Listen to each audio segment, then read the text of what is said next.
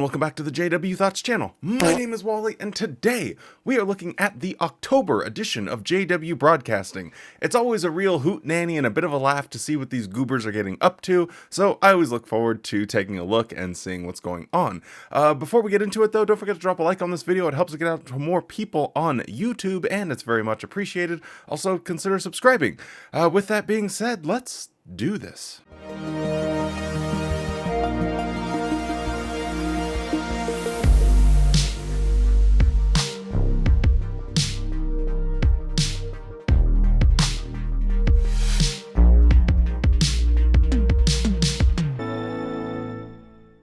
As Jehovah's Witnesses, we have a wonderful privilege, the privilege of declaring the good news. But just what does that good news include?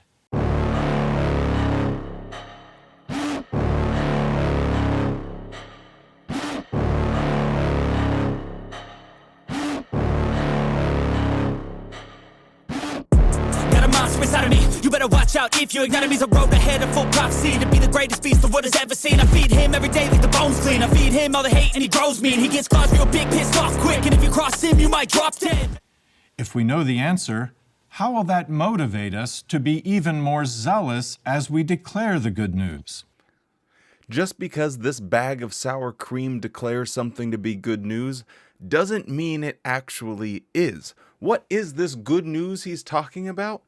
It's the death of 99.9% of the entire human population. So that way, these random weirdos that have been declaring that the end is coming since 130 years ago, 120 years ago, will finally get the reward that they've been waiting for. How is that good news? This guy's like the mafia. Hey, you better join our cult or you are going to die. He's not giving you any choice. You got to be part of the family, or else we're going to get rid of you entirely. That is the good news, and that is the reason why people aren't enthusiastic about that. Would you, right now, anyone watching on YouTube, like to go and knock on your neighbor's door and tell them that you had a dream, and if you don't believe that this dream is the absolute truth, they are going to die? Would you like to go around and say that? Evidently, the everlasting good news also includes a judgment message. What is the hour of judgment mentioned in this verse? According to some reference works, the original language term here rendered judgment refers to a legal process of judgment, a scrutiny of conduct. Well, sure, he can talk, but is he saying anything? So God is looking closely at conduct, how people act. That is the basis for judgment.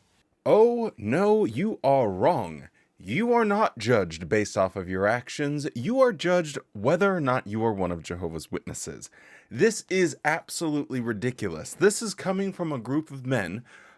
Stephen Lett, in one of the JW Broadcasting, said that it would be better for a woman to stay with her abusive husband rather than find true happiness and love.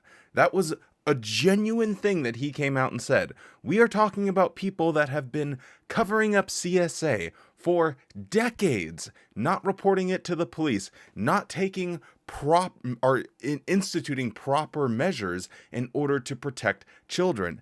This is not an organization that does good things. So you are not measured on that. You are not measured on if you could be the best person ever. You could be philanthropic, generous, kind to other people, faithful, loyal, a great friend, all of these wonderful things, a pillar of your community, but you will die at Armageddon if you are not a Jehovah's Witness.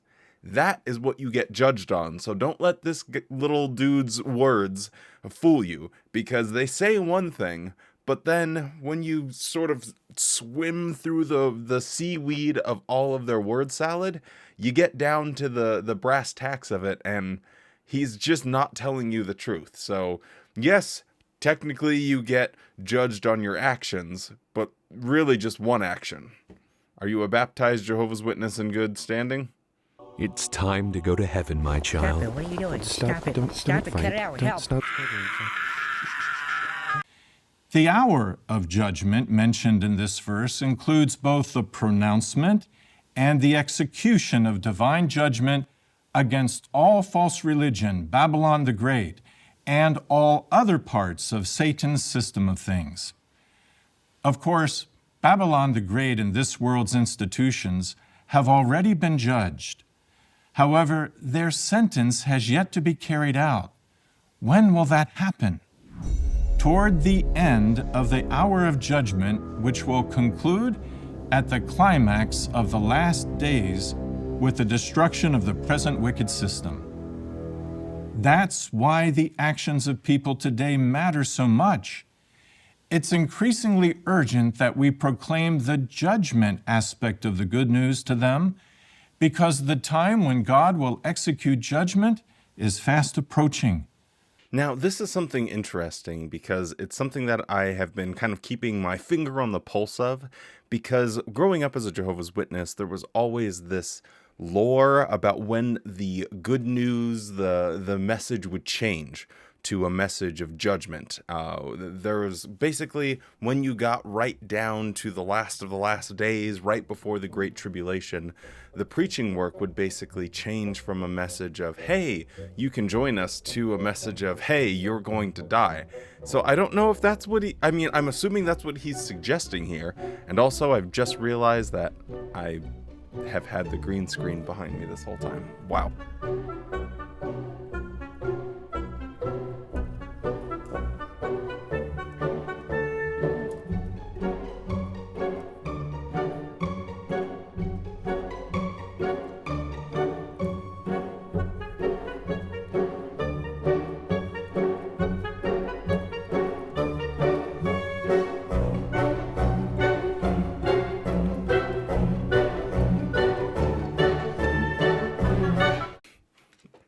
All that out of the way.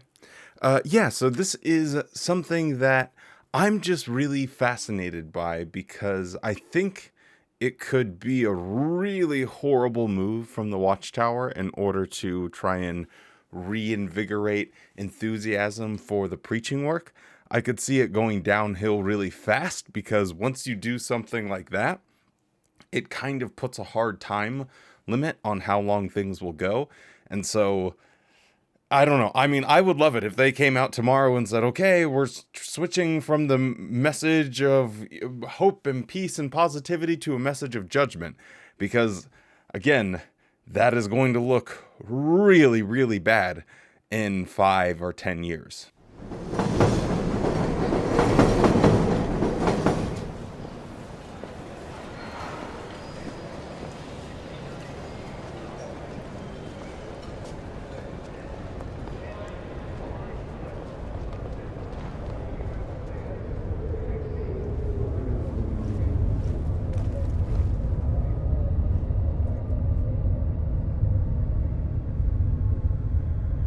Good morning.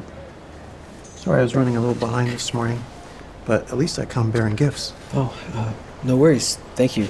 I could really use it today. I always get a jump scare whenever I see someone that I know on one of the broadcasting episodes or in a drama. You guys probably get the exact same thing, but the older gentleman here, he, longtime family friend, his wife and my mom were best friends growing up. And her parents actually lived with my grandparents for a long time. And I remember watching old Watchtower VHSs. I'm really going to date myself here. People are going to be like, why are we listening to this old guy here? But watching old Watchtower VHSs about Bethel and all of this, the old ones that they had about the preaching work and stuff at their house. He was like one of the anointed, so he was always the person that gave prayers at family dinners. Not this guy, but his wife's father. And his prayers, I kid you not, would go on for like 5 to 10 minutes. That is the longest experience of your life. Makes you look forward to going to the DMV. Times it seems like they're dragging church out on purpose. Like,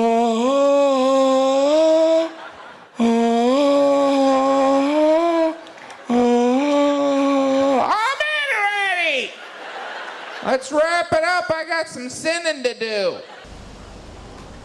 Were you also thinking about that announcement about the special preaching campaign?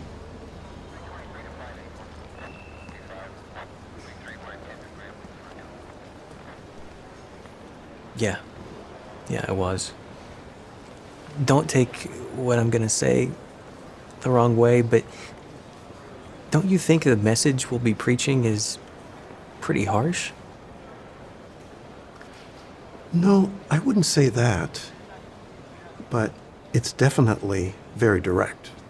I mean, people already get defensive whenever you challenge their beliefs, and this is gonna be next level. This isn't going to be the easiest message to deliver. But you know, it's not the first time we've done this. Really? Absolutely. I don't know if you remember me telling you that my family's originally from Quebec, and my dad was part of an incredibly hard-hitting witness back in the 40s. It's just cracked me up because why mention that your family is from Quebec? As far as the lore goes, I think that's actually accurate. I think his family is from there, if my memory serves me correctly. But why would it be like, actually, I don't know if I ever told you this, but my family's from Quebec, and we had a particularly special thing back in the 40s. It's like, wait, wouldn't the organization be unified worldwide? Wouldn't really matter if you were from Quebec or if you were from Minnesota or if you were from Japan. Wouldn't the message be exactly the same? So why is that significant in any way, shape, or form? But anyway, I am fascinated by this, that they're leaning into this hard-hitting message. But as he says, we really can't get our hopes up because I don't think this is going to be a moment where they are going to say, the Great Tribulation has started or anything wild like that. I genuinely think this is just going to be another one of those things that they do about every 10 to 15 years where they're like, okay, we're doing a global campaign about a hard-hitting message. As he even admits here, we were doing it back in the 40s. How is that going to get him motivated? So we're going to do this hard-hitting message and we've been doing it for how long? Brother, we've been doing it for over 80 years? How, like, this is longer than both of us have even been alive. How are we supposed to be thinking, okay, well, now this is the real end?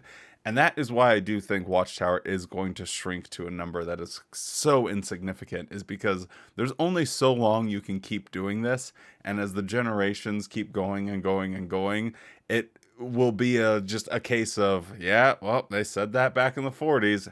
Yep, they said that back in the 70s. Yep, said that in the 90s. Yep, they said that in the 2000s. And it'll just be another instance of that.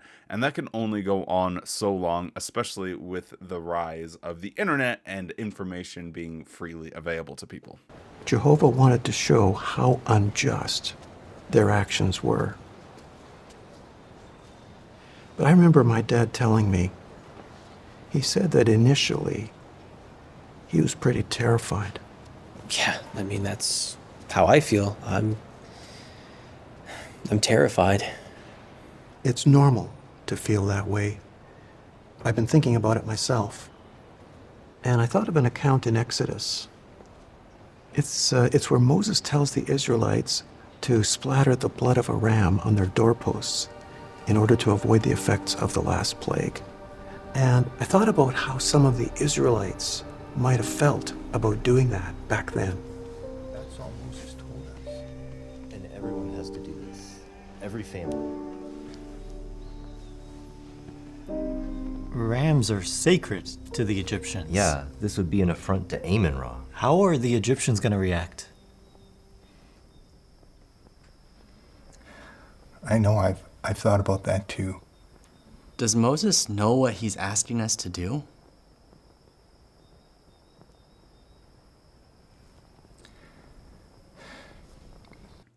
So, in order to comfort this young man, this guy gets the big-brained idea of recounting a story from the Bible where God threatened to kill your child for not obeying him.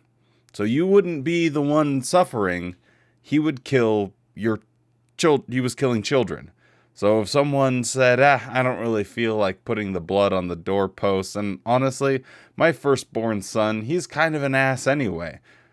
This is a perfect get-out-of-jail-free card. Yeehaw. This is his way of trying to comfort him and saying, hey, You know, we're about to tell people they're going to die. Well, boy, howdy. Imagine how people felt when they were putting that blood. There's these dang fruit flies. Sorry. As soon as I moved in, there was these fruit flies, and it's just like a war against them ever since. Anyway, probably because I eat a lot of fruit.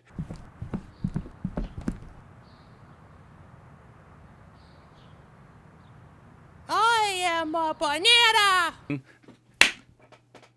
Yes! Score one for the boys back home. Woo! God, there's another one. Well, that was short-lived. Anyway, you guys know what I'm saying. Help. I have undiagnosed mental illness, and there's fruit flies in here. I don't know if we have anything to worry about. We don't have anything to fear. Think of how Jehovah's protected us with these last legs.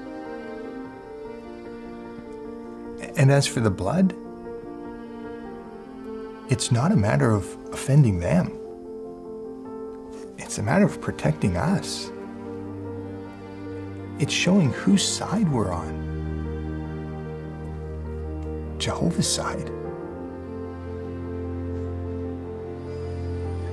Looking back, what the Israelites did was actually good news. It meant their deliverance. And it's the same with any message we bear today. Let me show you one of my favorite scriptures. In Isaiah chapter 41, verse 10. It says, "Do not be afraid, for I am with you. Do not be anxious, for I am your God. I will fortify you, yes, I will help you. I will really hold on to you with my right hand of righteousness." The fear we feel is natural. But remember, Jehovah was with the Israelites. He was with my dad. And he will be with us. The message we are sharing is good news. It's good news for you. It's good news for you and your friends and family that remain Jehovah's Witnesses. But it's not good news for anyone else. And that is the larger issue here, is that there are millions, billions of people that have never even heard of Jehovah's Witnesses. There is an old Watchtower that even suggested that children would be killed at Armageddon because of their parents, which would be consistent with some of the things we see in the Bible. All of it is awful, in my opinion. Like, this whole narrative of you are the few chosen ones, and you better be thankful for it, and you better stay loyal, because boy howdy, the end is right around the corner, and we are starting our message of judgment against people. This is one of the more aggressive videos that I've seen where they talk about this narrative. So I'm not trying to like overblow it and say now they're saying the Great Tribulation has started or anything like that. But this sort of veering into this kind of narrative is a little bit interesting at the very least, because I wonder where it's going, because the more you start talking about this, at a certain point, the more you hype it up, you're going to have to back it up. And yes, I understand that they've been saying this for a long, long time, but I'm living in the present, so I can only react to how I see the world. So I guess maybe I shouldn't do that, because people on the internet will hate you for reacting to things how you see them. I don't know. They ask you how you are, you just have to say that you're fine when you're not really fine, but you just can't get into it because they would never understand. We just can't hold back. That's the theme of this month's music video.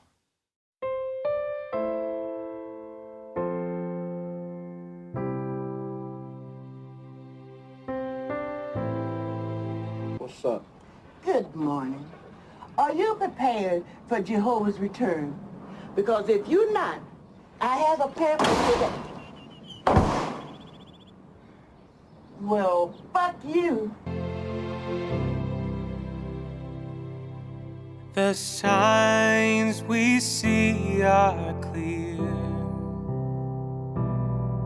The end of this world is near. near. As a lot of you guys know, maybe some of you guys don't, I am going on a tour across America, and I'm going to be going to a protest, the Be Free 2023.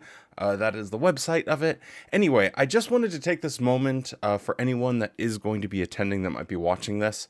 Just remember what Watchtower's view of apostates, of people protesting and fighting for change. Just remind yourself what that looks like to them, because they just showed you. It's people with megaphones, it's people shaking their fists, it's yelling, it's anger, it's aggression. And if we act like that, it's only going to feed that narrative. And it is difficult because I am an ex-witness that has felt a lot of anger, and I've gotten very heated when thinking about some of these things that Watchtower does that hurts not only members of their congregations, but doesn't protect the wider community.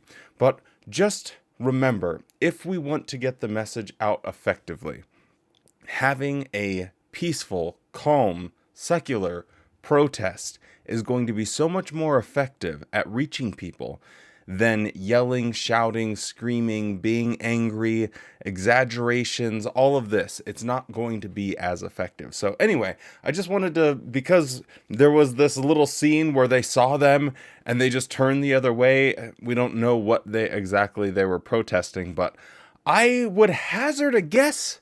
I don't know if I need to grab the old tinfoil hat here, but I would hazard a guess that maybe Watchtower caught wind of what's going on at the Capitol, and this is also coming out on the same month as that. Is that a coincidence? I don't really know, but who really knows? It could have been in anyone. So anyway, just wanted to put that out there, but I do look forward to seeing you guys there, and I will be doing a video in the next couple days updating you guys about all of the cities I'm going to be going to, because I do have my route pretty much locked in as of now. So anyway, keep on the lookout for that in the next couple days. But how will they know the way to go without a chance to hear the truth we cannot hide? Our fear we must set aside. Look to God and pray to fan the flame and let it burn inside. With this fire in our bones, we'll make His message known. We know we can't hold back. I don't know why this popped into my head, but for how much they are always showing people being persecuted, people being thrown in jail, people... I had no idea he could jump that high. Wow. Okay. That cat never ceases to amaze me. Anyway, I just want to know that what's the actual number of Jehovah's Witnesses that experiences something like this? They go on about it so much, but is it like a high number, like 10% or 5% of witnesses that experience persecution where they're being thrown in prison? Or is it something which, when I close my eyes and think about it, something like 0.1%? Because for how much emphasis they put on, wow, we're going to be persecuted, and oh, the persecution, it's coming from everywhere, and oh, in the last days, we're going to be persecuted. How many witnesses are actually persecuted? How many bosses, even on like the lighter forms of it, how many bosses like, no, you can't have time off for the convention. Oh, well, I guess I'll just lose my job. I never knew of a single person that happened to, and I knew tens of thousands of witnesses, and nothing ever like that happened. So I don't know. I'm just curious what the actual number of witnesses that experience this, or if it's just pure fear mongering and they want Jehovah's Witnesses to feel like they're part of this elite squad, this elite group of people that is so important, that is so special, that Satan will stop at nothing in order to stop them, even if it's throwing them in prison. And they just need to sort of perpetuate that narrative because it goes in line with that scripture that says you will be persecuted for the sake of my name. Anyway, just random thoughts by Wally and ZZ Jumping. ZZ, say hi, YouTube. So let's keep it burning bright and spread his glorious light. We know we can't hold back. You are not going to study with Jehovah's Witnesses. We are not going to allow this in my household. I don't see this happening. Even if this guy is an ex-witness or had family that was witnesses, I don't see this level of anger where he's ripping this thing up happening. This seems completely made up to me. Ooh, we can't hold back.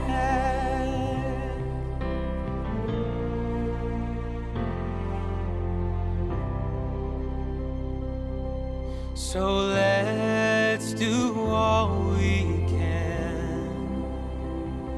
Soon these words of hope will end. When that time has come, we'll stand as one. God's name we will defend. With this fire in our bones, we'll make his message known. We know we can't hold back, so let's keep it burning bright and spread his glorious light. We know we can't hold back. Ooh, we can't hold back. So keep the fire burning, keep it burning strong. I like how they're bringing back Jade at 2.0. You need to have the edgy young adult that is going to be interested in becoming a Jehovah's Witness, because that is one of the most realistic scenarios that could ever happen. Jehovah's Day is near. It won't be long.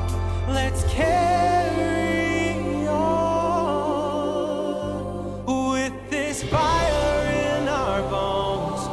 We'll make his message known. We know we can't hold back. So let's keep it burning bright and spread his glorious light. We know we can't hold back. Ooh, we can't hold back. We can't hold back.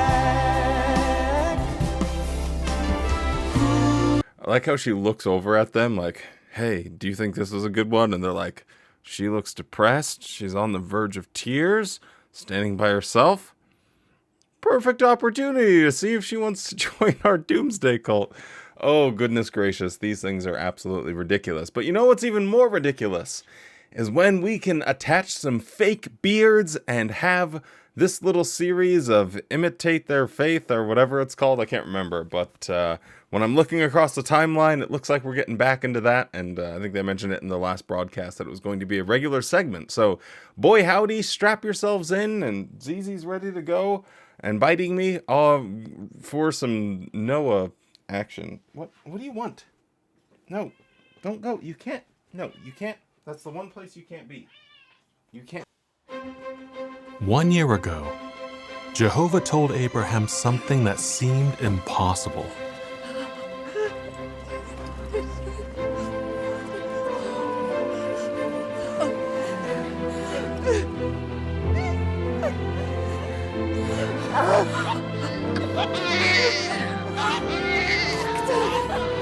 His wife Sarah would have a son.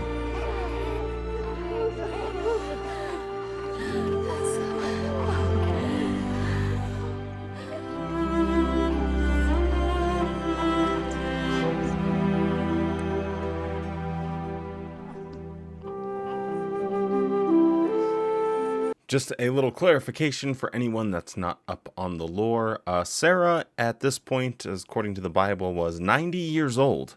Now, the oldest person I could find that gave a natural birth was 59 years old.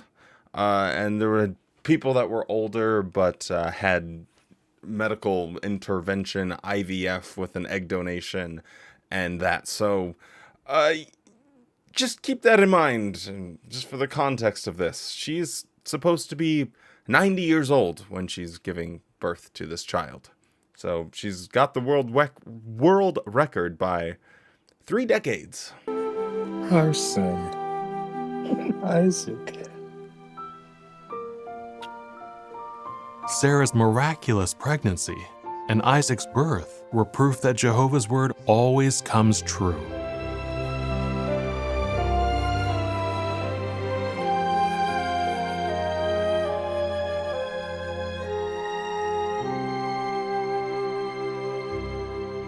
As the rains came down,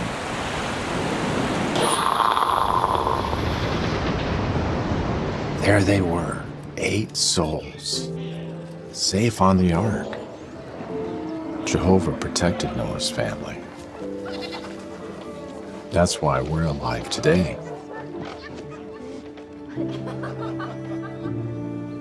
And you know, that's not the only time. There have been many things that seem scary. But Jehovah always makes sure his promises come true. Think how he helped to protect your mother when Pharaoh wanted to take her as his wife. Think how he sent angels to save Lot. Remember, he caused your birth. I'm your father, but Jehovah's your father too. Men have trouble communicating. I don't know why him rambling on just reminded me of that old Canadian show on PBS, the Red Green Show. He just was giving such red green vibes. But anyway, most of you guys probably have no idea what I'm talking about. I do find it hilarious though, because I always make fun of the modern day dramas and how all they do, whenever there's a problem, no matter what it is, they just point to someone that lived hundreds or thousands of years ago and say, well, look at what this person went through, and let's learn a lesson from it. And even when they depict someone giving advice those thousands of years ago, they're doing the exact same thing. Well, you remember what Noah went through? It's why you gotta keep your faith. They don't have any other solutions other than, hey, listen to this old goofy story that probably didn't happen, and that is going to fix all of the problems of an angsty teenager. So shout outs to Watchtower for staying consistent, whether it's 2023 years after the birth of our Lord and Savior Jesus Christ, or it's 2020 years before the birth of our Lord and Savior Jesus Christ. You will always get the same answers and advice when it comes to Watchtower. You are part of his purpose, Isaac. Hard things are going to happen. But remember, we can always trust Jehovah. Because he always keeps his promises. That's right. Remember the promise Jehovah made to our family? I will give to you and to your offspring after you the land in which you lived as a lasting possession, and I will be their God. Come here.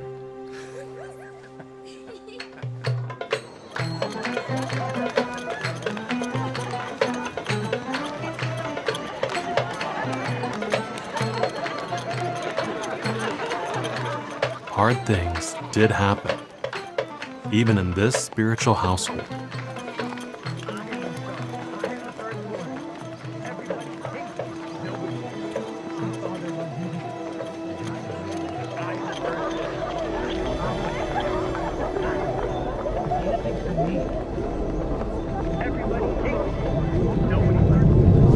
This wasn't just a sibling rivalry.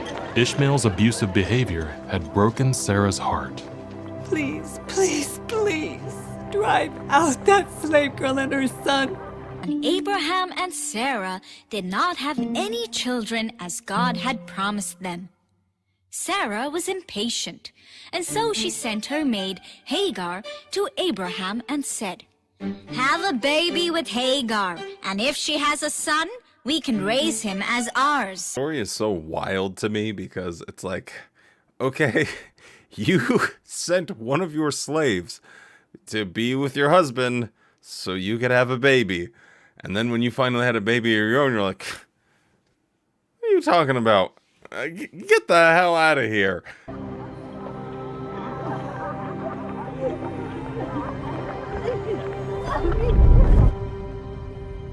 Do not be displeased by what Sarah is saying to you about the boy and about your slave girl. Listen to her, for what will be called your offspring will be through Isaac. As for the son of the slave girl, I will also make a nation out of him, because he is your offspring.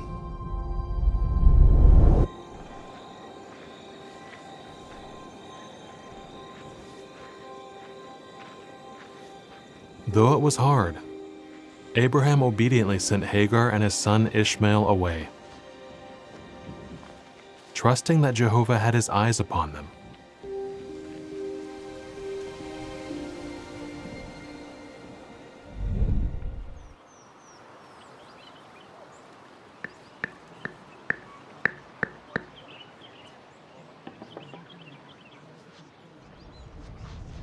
Abraham. Here I am.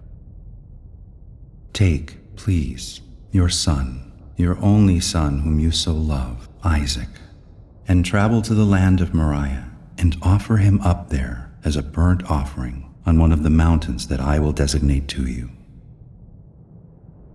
How's he... What's he testing him on? I don't know. How long's he been over there? Oh, ages. Couple of days. What? He said you'd worked it all out last week. No, that was the other... Oh, no. What? Oh, no. Lord, what are you doing? Hey, Gabriel, come and look at this. Abraham's going great on that test we designed. Lord, are you testing him on that thing we came up with last week? Yeah, and he's doing it exactly right. He's about to finish. No, Lord, that's... Show me what he's doing. Oh, my God! Abraham! Do not lay a hand on the boy! Put the knife down. Put it down. But I have to do what God told me to do. No, you don't. Move away from the child. If you guys have never seen the Dark Matter YouTube channel, it is pretty funny. He does like these goofy, silly little animations, and just what it would actually look like if you had some of the stories in the Bible come to life. Anyway, shout out to him.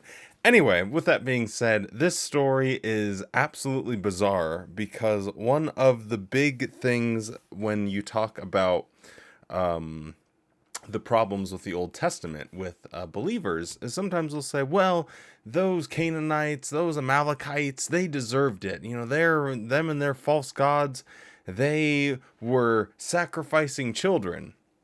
And yet we have two instances within this very broadcast where we're talking about how in Egyptian times they were instructed to do something or else children would be killed.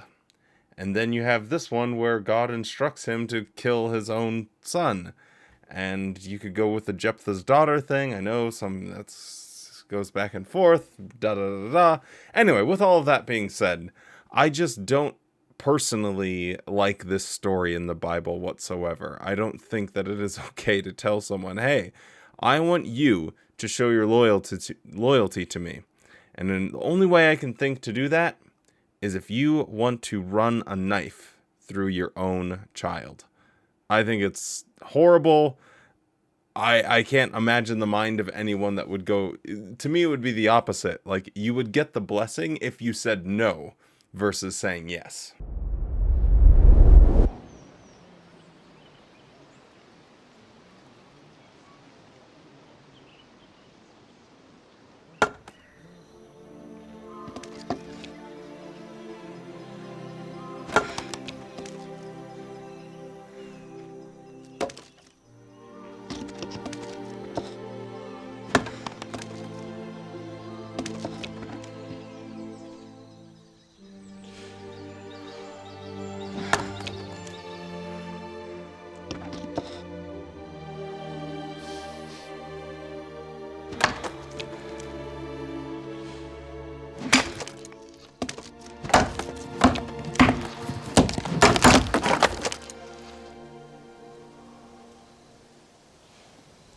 Let's go. In the past, Abraham had asked God questions about some of his judgments and decisions. But now, his friendship and trust in Jehovah had grown. He didn't ask anything at all. You stay here with the donkey. The boy and I will go over there and worship and return to you.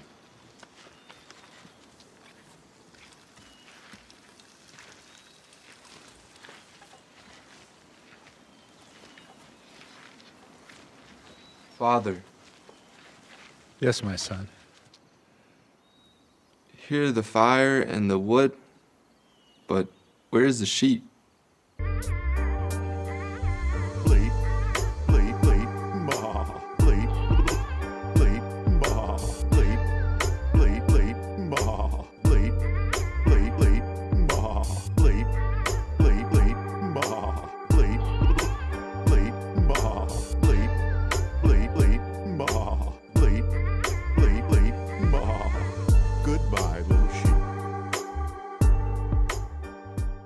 So, Dad, I noticed we got everything ready. Had a whole all the stuff for an altar. I don't see any animals around here. What are we doing up here? who wouldn't be sacrificing me, right? Dad? Dad? For the burnt offering.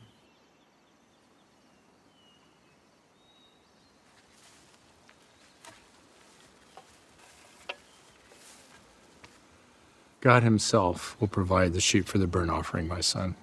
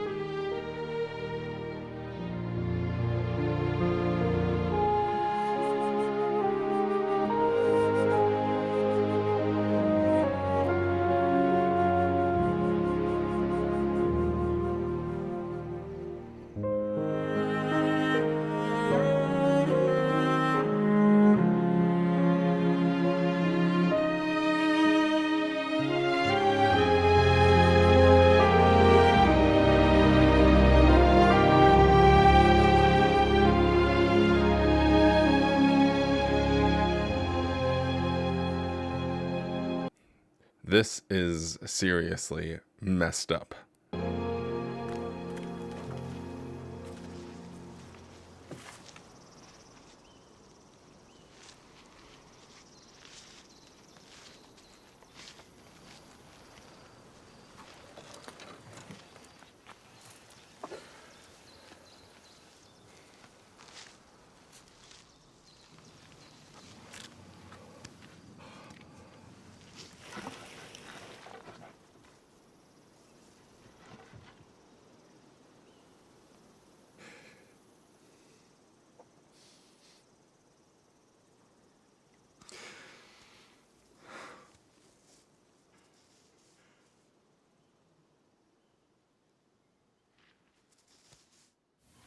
Abraham! Abraham! Here I am. Do not harm the boy. Oh. Do not do anything at all to him. Oh. For now I do know that you are God-fearing, because you have not withheld your son, your only one, from me.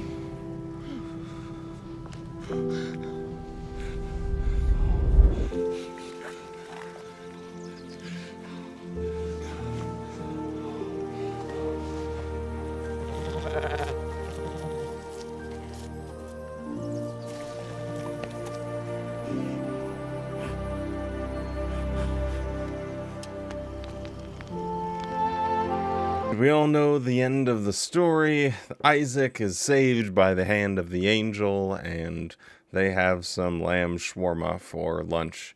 Wow, what an awful story. I can't believe Watchtower still is trying to bring these stories to life, because I think Christianity has... It makes more sense, at least in my brain, whenever you distance yourself away from the Old Testament and focus more on some of the more positive aspects of charity and community and, you know, loyalty and honesty and faithfulness and things like that. I can kind of get with. But Watchtower, they don't really care about any of that. They don't really care about that version. They want their Old Testament God, child sacrifice, burning sheeps left and right. It's absolutely wild. Anyway, that's going to be about all I can stomach from this episode of JW Broadcasting. Thank you so much for joining me. If you're still around, don't forget to drop a like on the video and subscribe to the channel. And I will have that update video about the road trip coming up here in the next couple days. Thank you to everyone that has been so generous and offering me places to stay and just wanting to have a little meet and greet or whatever. So yeah, it should be super fun. So anyway, thank you guys so much, and stay safe, be kind, and don't forget to smile. And after watching that, I hope you have a good ass day.